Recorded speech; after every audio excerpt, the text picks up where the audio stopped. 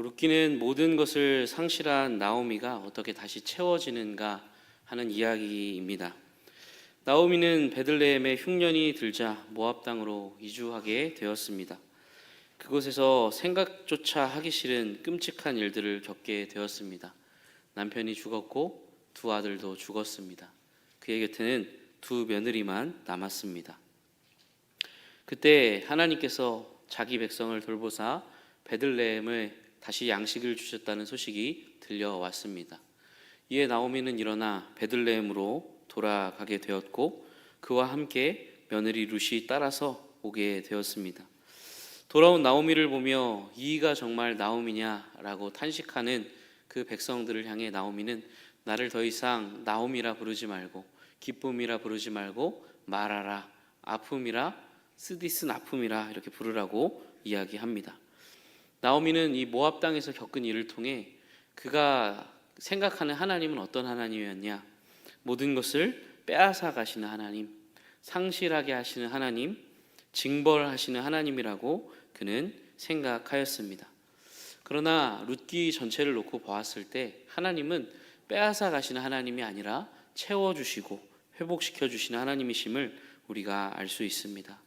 하나님은 과연 어떤 방법으로 나오미를 채워주실까요? 오늘 우리 말씀을 통해 한번 살펴보려고 합니다. 먼저 룻기 2장 1절은 보아스라는 인물을 소개하는 것으로 시작되고 있습니다. 1절 말씀입니다. 나오미의 남편 엘리멜렉의 친족으로 유력한 자가 있으니 그의 이름은 보아스더라.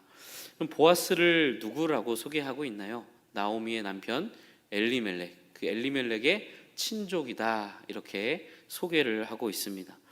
언뜻 보면 별로 중요하지 않은 언급 같지만 굉장히 중요한 이야기를 하고 있는 거예요. 왜냐하면 이 나오미의 남편의 그 엘리멜렉의 친족이라는 것은 이 사람에게, 이 보아스란 사람에게 기업을 물을 중요한 책임과 의무가 있다는 것을 이야기하는 것이기 때문에 그렇습니다. 나오미의 남편의 친족이라는 건, 이 보아스가 친족이라는 건 이 사람에게 기업 물을 의무가 있다, 그런 뜻입니다. 기업을 물은다는 것은 무엇입니까? 어려움에 빠진 친족을 구속해 주는 거예요. 어려움에 빠진 친족을 그 어려움에서 건져내는 게 기업 물을 자의 역할인 겁니다. 예를 들어 어떤 사람이 가난하게 되어 이 땅을 팔 수밖에 없게 되면 이 기업 물을 자가 그 가까운 친족이 그 땅의 값을 대신 지불해주고 땅을 원래 주인인 그 친족에게 돌려주는 거. 그러니까 이 기업 물은다는 것은 굉장한 손해를 감수하는 일인 겁니다. 자기의 그 재산상의 손해에도 불구하고 그 땅을 되사서 다시 원래의 주인에게로 돌려주는 것이 기업 물은다의 뜻이고 기업 물을 자가 해야 했던 일입니다. 더 심한 경우에는 더 빚을 져서 땅도 팔고 심지어는 자신을 종으로만 팔아야 하는 그런 심각한 상황에 있는 경우에도 있었을 겁니다. 그럴 경우도 마찬가지입니다. 이 사람이 노예가 되었다면 다시 그 사람에게 가서 그 몸값을 지불해주고 이 사람을 풀어주는 거, 이게 바로 기업 물을 자가 하는 일인 것이죠. 근데 우리가 나중에 룻기 4장에 가면 알게 되는데요, 이 기업 물을 책임을 이행하지 않기로 선택하는 경우도 있었어요. 기업 물을 자가 더 가까운 자가 있었는데 나는 하지 못하겠다라고 하면 하지 않을 수도 있었다는 거예요. 그러니까 이것이 하나님의 뜻이었죠. 하나님의 계명이었고 너희는 이렇게 기업을 물러야 한다라고 그 책임을 다해야 한다라고 이야기했지만 많은 경우에 있어서 아마 이 재산상의 손해나 또는 능력의 부족으로 인해 기업을 물을 책임이 있음에도 불구하고 그렇게 하지 못하거나 하지 않았던 경우가 많이 있었던 것으로 보입니다. 이건 어떤 얘기냐면 기업 물을 자가 손해를 감수하고 자발적으로 나서지 않는 한 곤궁에 처한 사람은 거기서 벗어날 수 없다는 거예요. 이 책임이 있는 사람이 자발적으로 나서야만 이 곤궁에 처한 사람이 그 어려움에서 벗어날 수가 있다는 이야기가 되는 겁니다. 1절에서 보아스를 그런 사람이라고 소개하고 있어요. 아직 이 나오미나 룻과 보아스가 만나기도 전에 1절에서는 독자들에게 먼저 소개하고 있는 거예요. 보아스라는 인물은 기업을 물을 책임이 있는 나오미의 남편 엘리멜렉의 친족이다 이렇게 소개를 하고 있습니다. 또한 1절에 보면 유력한 사람이라 이렇게 소개합니다. 힘이 있다, 이게 재물이 많이 있었고 당시에 영향력이 있는 인물이 보아스였다 이렇게 볼 수 있겠습니다. 그런데 오늘 성경에 보면 룻이 우연히 그 바로 기업물을 책임이 있는 보아스의 밭에 이르게 되었다라고 이렇게 말씀하고 있습니다. 2절 말씀인데요. 2절 3절 같이 한번 읽어보겠습니다. 시작. 모압 여인 룻이 나오미에게 이르되 원하건대 내가 밭으로 가서 내가 누구에게 은혜를 입으면 그를 따라서 이삭을 줍겠나이다 하니 나오미가 그에게 이르되 내 따라 갈지어다 하매 룻이 가서 베는 자를 따라 밭에서 이삭을 줍는데 우연히 엘리멜렉의 친족 보아스에게 속한 밭에 이르렀더라. 아멘. 나오미하고 이제 돌아왔지만 베들레헴에는 양식을 주셨는데 이들에게는 양식이 없어요. 하나님께로 뭔가 이렇게 하나님께로 돌아오면 뭔가 당장의 형편이 나아질 줄 알았는데 그게 아니었다는 거죠. 그때 룻이 일어나서 어머니에게 이야기합니다. 어머니, 제가 나가서 이삭을 좀 주워 오겠습니다 라고 말을 합니다. 그리고 베는 자를 따라 밭에 갔더니 마침 우연히 그 이른 곳이 어디라고요? 엘리멜렉의 친족 보아스에게 속한 그 밭이었다. 바로 1절에 소개했던 그 기업물을 책임이 있는 그 보아스의 밭에 우연히 이르게 되었다고 성경은 이야기하고 있습니다. 여러분, 베들레헴의 밭이, 보리밭이 보아스의 밭 하나였겠습니까? 당시는 이제 보리를 추수 시작할 때라고 했는데 이 보아스의 밭에만 추수가 시작되었겠습니까?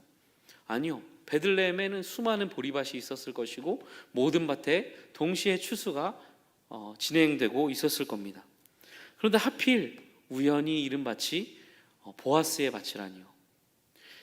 이게 우연인 것 같지만 우연이 아니라는 이야기입니다. 사람의 관점에서 볼 때, 룻의 관점에서 볼 때, 혹은 나오미의 관점에서 볼 때는 그 밭에 우연히 이른 것이지만 이것은 우연이 아니라는 이야기를 하고 있는 거예요. 사실은 하나님의 보이지 않는 손길이 이 룻을 보아스의 밭으로 인도했다고 보는 것이 맞는 것이겠죠. 여러분, 하나님께서 그를 인도하신 거예요.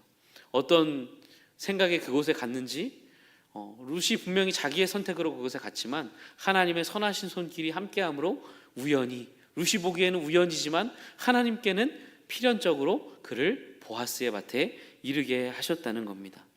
4절에서도 우리는 보이지 않는 하나님의 손길을 보게 됩니다. 우리 4절 같이 한번 읽겠습니다. 시작.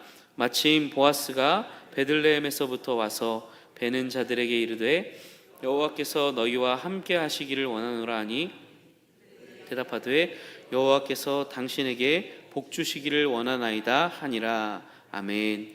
여기 마침이라는 단어를 주목하시기 바랍니다. 마침입니다. 마침. 룻이 우연히 보아스의 밭에 왔는데 마침 보아스도 그 밭에 이르게 되었다고 성경은 이야기해요.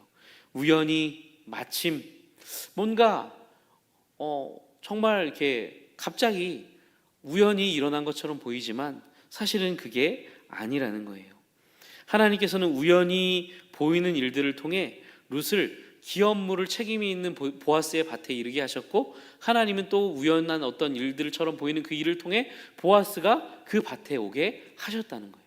이 만남을 하나님께서 뒤에서 보이지 않는 손길을 통해 이루고 계시는 것을 우리가 볼 수 있는 겁니다. 여러분, 그런 점에서 옆에 있는 사람들은 우연히 내 옆에 있는 사람들이 아닌 거예요. 우리는 우연히 이 교회에 왔을 수 있어요. 우리의 관점에서 봤을 때 우연히 어쩌다가, 그렇죠? 어쩌다가 이렇게 온 것일 수 있지만 하나님의 관점에서 봤을 때는 우연이란 존재하지 않는 거죠. 하나님께서 우리가 알지 못하는 하나님의 그 뜻과 또 보이지 않는 그 손길, 그 섭리 가운데 이 자리에 우리를 모으시고 또 만나게 하신 줄로 믿습니다. 그럼 마침 그 밭에 온 보아스의 눈에 룻이 보였어요. 종에게 저 소녀가 누구인지 묻자 종은 얼마 전에 나오미와 함께 돌아온 소녀입니다 라고 소개를 합니다. 근데 보아스는 이미 이 소문을 들어서 익히 알고 있었던 것 같습니다.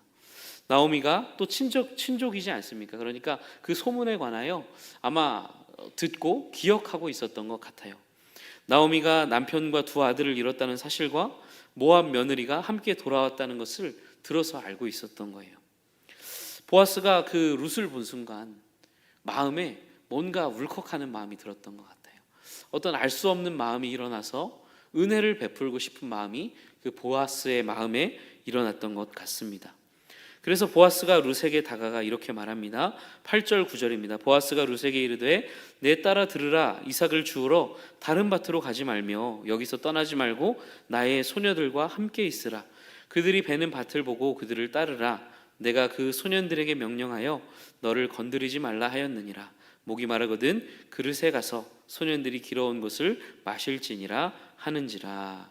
여러분, 보아스는 굉장한 약속을 해주는 거예요. 우선 룻에게 뭘 약속해 주나요? 일자리를 보장해 주고 있어요. 너 오늘은 왔는데 다음부터 오지 마.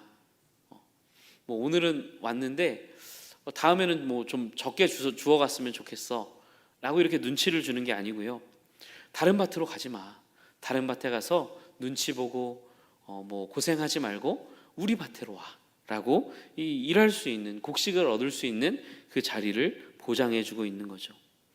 얼마나 안심이 됐겠습니까?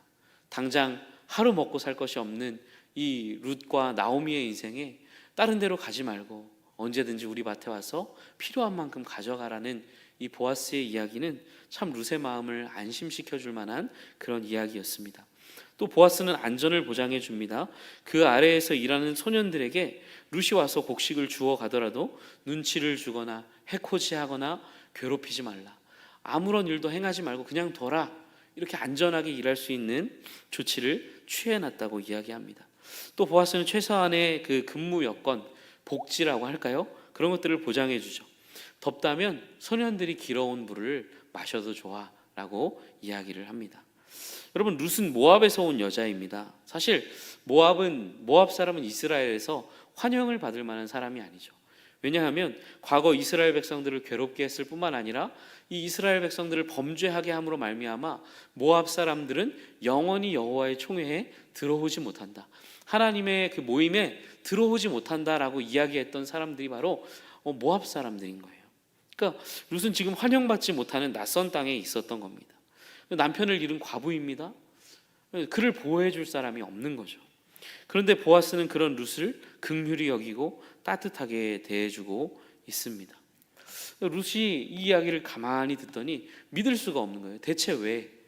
이 남자가 나에게 뭐 흑심이 있는 건가? 왜 나한테 이렇게 해주시는 것인가? 라고 생각을 하며 묻습니다. 10절에 보면 나는 이방 여인이거늘 당신이 어찌하여 내게 은혜를 베푸시며 나를 돌보시나이까? 왜 나를 돌봐주십니까? 의심도 들었던 것 같아요. 왜 대체 나에게 이렇게 잘해주십니까? 이방 여인인데요, 환영받을 만한 그런 사람이 아닌데요, 왜 나에게 이런 일들을 행하시는 겁니까? 라고 묻자 보아스는 이렇게 대답합니다. 우리 11절 12절 같이 한번 읽겠습니다. 시작. 보아스가 그에게 대답하여 이르되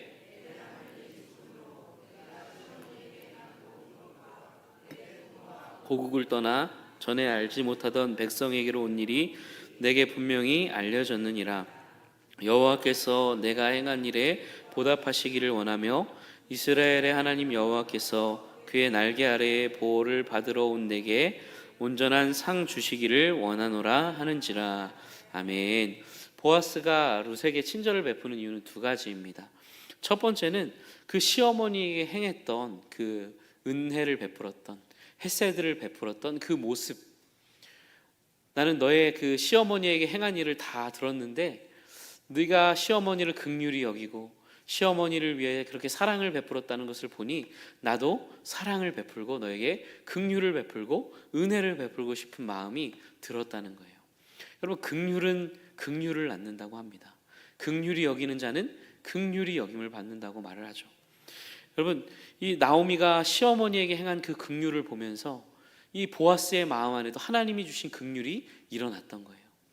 룻이 너무나 긍휼하고 기특하기도 하고 그래서 그에게 긍휼을 베풀고 싶은 마음이 불일 듯 일어났던 것입니다. 여러분, 그뿐만이 아닙니다. 룻에게 친절을 베풀고 싶었던 또 하나의 이유는 뭐냐면 12절에 보면 시어머니와 돌아온 것에 대해 보아스가 뭐라고 이야기하냐면요, 그의 날개 아래에 보호를 받으러 온 내게 온전한 상 주시기를 원하노라, 이렇게 말해요. 여기서 그는 하나님입니다. 하나님의 날개 아래로 보호를 받으러 온 내게 하나님께서 상을 주셨으면 좋겠구나 라고 이야기를 합니다. 여러분, 룻이 돌아온 것은 시어머니에 대한 사랑이 맞아요. 그런데 그것이 전부가 아니라는 거예요. 우리가 1장에서도 보았듯이 룻이 뭐라고 이야기하냐면, 어머니의 하나님이 나의 하나님이 되고, 이제 자기의 신들을 버리고 어머니를 따라간다는 건 룻에게 어떤 의미냐면, 어머니의 하나님을 나도 이제 나의 하나님으로 삼겠습니다, 그 하나님을 나도 섬기겠습니다라는 신앙의 고백이었어요. 근데 보아스는 이것을 뭐라고 표현하죠? 너는 하나님, 그분의 날개 아래에 보호를 받으러 왔구나, 그 하나님께서 너에게 상 주시기를 원한다라고 이야기를 하고 있는 겁니다. 그럼 보아스는 그 보아스가 표현한 대로 이 하나님을 의지하기로 했던 거죠. 나는 이제 하나님, 남편도 잃었습니다. 사실 나오미에게도 의지할 곳이 필요했지만 룻에게도 의지할 곳이 없는 거예요. 하나님을 의지하겠다는 거예요. 하나님의 날개 아래로 피하겠다는 거죠. 여러분, 보아스는 그런 룻을 바라보며 하나님이 베푸시는 그 상을 자신이 대신해서 베풀어 주고 싶다는 거예요. 여러분, 하나님은 어떤 하나님인가요? 자기에게로 돌아오는 자에게 은혜를 베푸시는 하나님이신 거예요. 자기에게로 돌아온 자에게 상 주시는 하나님이신 거예요. 그리고 그 상을 어떻게 베푸시냐? 이 보아스의 마음에 긍휼을 일으키셔서 그 보아스를 통하여 그에게 하나님이 또 온전한 상을 주시겠지만 보아스를 통하여 보살피시고 그에게 상을 베푸시는 하나님을 우리가 오늘 본문에서 보게 되는 겁니다. 오늘 본문을 보면요, 보아스가 베푼 이 은혜가, 헤세드가 얼마나 풍성한지를 알 수가 있어요. 14절인데요, 식사할 때에 보아스가 룻에게 이르되 이리로 와서 떡을 먹으며 내 떡 조각을 초에 찍으라 하므로 룻이 곡식 빼는 자 곁에 앉으니 그가 볶은 곡식을 주매 룻이 배불리 먹고 남았더라. 아멘. 말씀을 자세히 보시면 이 룻이 나중에 식사 자리에 왔어요. 그러니까 이 식사의 자리는 사실 곡식을 주우러 온 룻을 위한 식사 자리가 아닌 거예요. 룻은 일꾼이 아닙니다. 보아스를 위해 일하는 그 채용된 일꾼들이 아니라는 이야기죠. 이 룻은 어떤 사람이 그냥 곡식을 주우러 온 거예요. 그날 이 식사 자리는 일꾼들을 위해 마련된 식사의 자리인 겁니다. 정식으로 채용되어서 보아스를 위해 일하는 일꾼들을 위해 식사를 준비한 자리라는 거죠. 식사의 자리에 일꾼들이 둘러 앉았습니다. 그런데 룻은 저 멀리에서 일을 하고 있는 거예요. 계속해서 그 6절에 7절에 나온 말씀처럼 뭐라고 되어 있나요? 잠시 집에서 쉰 외에 지금까지 계속하는 중이니이다. 그러니까 이 룻은 하루 종일 쉬지 않고 일하는 거예요. 그 곡식 나달을 하나씩 주우며, 이때도 밥을 먹을 생각은 하지 못하고 음식 냄새는 나는데 배를 부여잡고 계속해서 허리를 숙여 이삭을 줍고 있는 겁니다. 그런데 보아스가 그 일꾼들을 위해 마련된 식사 자리에 룻을 초대합니다. 여기 와서 앉으라고 이야기해요. 원래는 일꾼들만 먹어야 하는 그 식사지만 함께 와서 앉아서 먹자, 함께 이 자리를 차별하지 않고 이 자리에 와서 배불리 먹으라고 룻을 초대하고 있습니다. 굉장히 따뜻한 그 배려를 우리가 느낄 수가 있는 거죠. 그리고 룻이 식사 자리를 마치고 일어나자 일꾼들에게 이렇게 이야기합니다. 15절 16절입니다. 16절만 한번 같이 읽어보겠습니다. 시작. 또 그를 위하여 곡식 다발에서 조금씩 뽑아버려서 그에게 줍게 하고 꾸짖지 말라 하니라. 아멘. 여러분, 원래는 이 율법에 보면 반 모퉁이에 있는 것을 남겨두거나 혹은 추수할 때 이게 떨어진 것을 줍지 말라고는 되어 있어요. 그런데 일부러 버리라고는 되어 있지 않습니다. 가난한 자와 고아와 과부를 위해서 하나님께서 그냥 떨어진 거 주워가는 정도, 이렇게 허용을 해주셨는데 이 보아스는 어떻게 하라고 하고 있어요? 종들에게 일부러 한 움큼씩 뽑아서 버리라는 거예요. 뽑아서 버리래요. 여러분, 이게 일을 시키는 사람이 할 이야기인가요? 일반적인 사람이라면 뭐라고 이야기했어요? 너희 절대로 흘리지 마, 낭비하면 안 돼, 똑바로 일해, 내 기업에 손해가 되면 안 돼 라고 말을 하는 게 상식이잖아요. 그런데 보아스는 뭐라고 이야기하냐면 일부러 뽑아서 버리래요. 그리고 절대로 눈치 주거나 불편하게 하지 말라고 이야기를 합니다. 룻은 그날 얼마만큼의 보리를 얻었을까요? 17절에 보면 이렇게 말합니다. 룻이 밭에서 저녁까지 줍고 그 주운 것을 보니 보리가 한 에바쯤 되는지라 라고 이야기합니다. 한 에바는 약 22리터. 그래서 예전에 이 되라고 하죠. 되로 했을 때 12대 정도 된다고 합니다. 그래서 이것을 킬로그램으로 환산하면 17kg 정도 되는 무게라고 하죠. 이는 나닷을 여러분 그러니까 한번 생각해 보세요. 알갱이를 하나씩 주어서 하루에 거의 그만큼 17kg 되는, 보통 여러분 우리가 쌀을 살 때 한 20kg 정도 포대되는 거 사지 않으십니까? 그 정도 되는 양만큼의 그 나달을 줍기가 쉽지가 않는다는 거죠. 그런데 룻이 이만큼 거둘 수 있었다는 건 뭐예요? 보아스가 일부러 버리도록 했기 때문에 룻이 엄청난 양의 이 곡식을 얻을 수가 있었던 거예요. 이것을 가져가면 그냥 하루 먹고 사는 양 정도가 아닌 거예요. 어머니와 룻이 어쩌면 거의 한 달 가까운 시간 동안 충분히 먹고도 남을 양을 보아스가 가져갈 수 있도록 허락해 주었던 겁니다. 그리고 주운 곡식을 가지고 간 나오미의 반응을 한번 볼까요? 19절에 보면 이렇게 말합니다. 시어머니가 그에게 이르되 오늘 어디서 주었느냐? 어디서 일을 하였느냐? 너를 돌본 자에게 복이 있기를 원하노라. 이렇게 말합니다. 말을 잘 보세요. 어디서 주었느냐라고 이야기해요. 근데 룻이 대답하기도 전에 뭐라고 해요? 어디서 일을 했냐고 묻죠. 이건 주어서 얻을 수 있는 양이 아닌 거예요. 그래서 어디서 일을 했느냐라고 말을 해요. 그런데 다시 말을 바꿔서 뭐라고 하냐면 너를 돌본 자에게 복이 있기를 원하노라.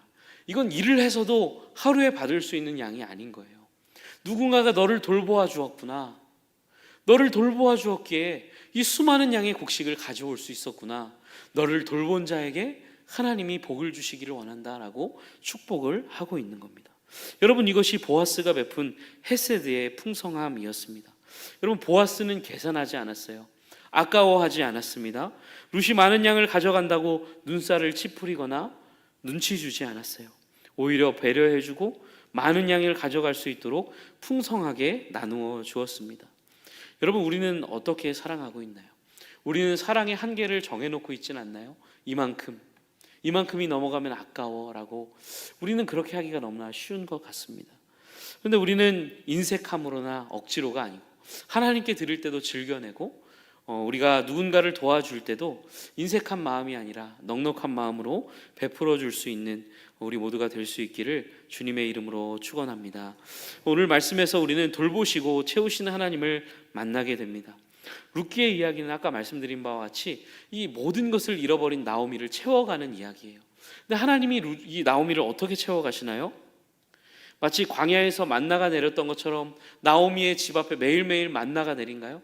메추라기가 매일 나오미의 집 앞에 와서 쌓였나요? 그런 일은 일어나지 않았어요. 떨어지지 않았던 과부의 그 기름과 그 가루가 들었던 통과 그 기름그릇에 떨어지지 않았던 것처럼 나오미의 집에 그런 기적적인 일들이 일어나지 않았다는 말이죠. 그리 시냇가에 숨었던 엘리야에게 날마다 까마귀가 떡과 고기를 가져다 주었던 것과 같은 역사가 나오미의 집에 일어나지 않았단 말이에요. 하나님은 그런 역사를 통해 이 나오미를 채워주지 않으셨어요. 하나님은 어떤 방식으로 나오미의 삶을 채우셨나요? 사람을 통해. 보아스라는 하나님께 충성하고 헌신하는 하나님의 계명을 따라 살아가는 그 보아스라는 사람을 통해 그가 베푸는 그 풍성한 헤세드와 그 인애를 통해 나오미의 삶을 채워주셨던 겁니다. 그럼 보아스를 통해 룻과 나오미를 채우셨던 하나님은 오늘날 우리를 통해 또 누군가를 채우기 원하시고 계셔요. 옆에 있는 가족 그리고 친척, 교우들은요 우연히 내 옆에 있는 것처럼 보입니다만 우연이 아닌 거예요. 우연히 그들을 만난 것 같고 마침 여러분들이 그들을 만난 것 같지만 여러분들 옆에 그 사람들을 붙이신 건 하나님이라는 거죠. 우리는 우연을 믿지 않습니다. 그리스도인에게 우연은 없어요.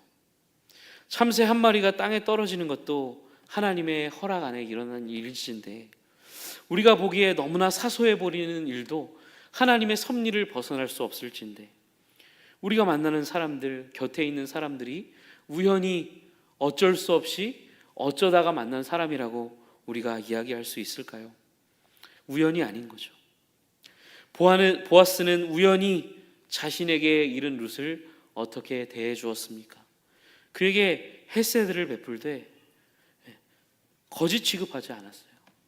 사실은 뭐 나쁘게 말하면 거지죠. 그렇죠?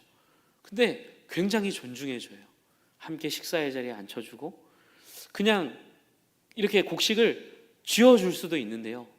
그 자존심이 상할까 봐 직접 쥐어주지 않고 일부러 흘려서 줍게 하라고 이야기해요.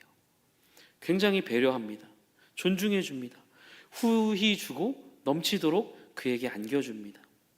그렇게 하나님은 보아스가 베푼 은혜 헤세드를 통해 룻과 나오미의 삶을 풍성하게 채워주셨어요. 이게 당시 사사시대에 있었던 베들레헴 공동체의 모습이라는 거예요. 아름답지 않은 사람들의 모습도 있었지만 이 베들레헴 안에 이렇게 아름답게 하나님의 뜻을 실현하며 살아가는 이 베들레헴 공동체의 모습도 있었다라는 거죠. 여러분, 초대교회를 볼까요? 초대교회에는 두 종류의 사람이 없었다고 하죠. 첫 번째는 자기의 소유를 자기의 것이라 하는 이가 없었다고 하고요.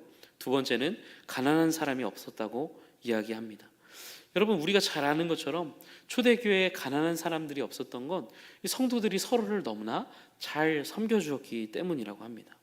야고보서 2장 15절 16절은 이렇게 말씀합니다. 우리 같이 한번 읽어보겠습니다. 시작. 만일 형제나 자매가 헐벗고 일용할 양식이 없는데 너희 중에 누구든지 그에게 이르되 평안히 가라, 덥게 하라, 배부르게 하라 하며 그 몸에 쓸 것을 주지 아니하면 무슨 유익이 있으리요? 말만 해서는 안 된다는 거죠. 채워주어야 한다는 거예요. 그것이 믿음이라고 야고보서는 이야기합니다. 우리는 기도만 할 때가 얼마나 많은지 몰라요. 기도할 때 기도해야죠. 기도해야 되는데 저 어려운 성도를 도와주세요, 위로해 주세요, 저 멀리 있는 선교사님들의 필요를 채워주세요 라고 기도하지만 기도만 하는 것으로 그쳐서는 안 된다는 거예요.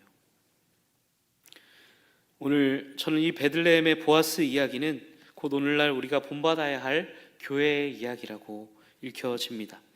교회 안에 함께 만난 사람들을 우연이라 여기지 않고 하나님께서 보내주신 사람이라 인정하며 서로의 부족함을 채워주는 것, 이것이 교회를 향한 하나님의 뜻인 줄로 믿습니다. 여러분, 주변을 둘러보시기 바랍니다. 하나님께서 보내주신 그 사람들에게 헤세드가 필요해요. 서로 사랑이죠. 근데 여러분들이 헤세드를 베풀어 주시면 여러분들은 주기만 하는 게 아니에요. 여러분들도 받을 거예요. 룻이 헤세드를 베풀었을 때 보아스가 룻에게 헤세드를 베풀어 주었잖아요. 긍휼을 베푼 자에게 보아스가 또 긍휼을 베풀어 주었던 것처럼 하나님은 긍휼히 여기는 자에게 또 더 큰 긍휼로 하나님께서 갚아 주실 줄로 믿습니다. 서로가 그렇게 섬길 때 더욱 풍성해지고 교회가 더욱더 풍성해지고 하나님께서 그런 교회를 통해 영광을 받게 되실 줄로 믿습니다. 아멘. 우리 찬송가 419장 함께 찬송하겠습니다.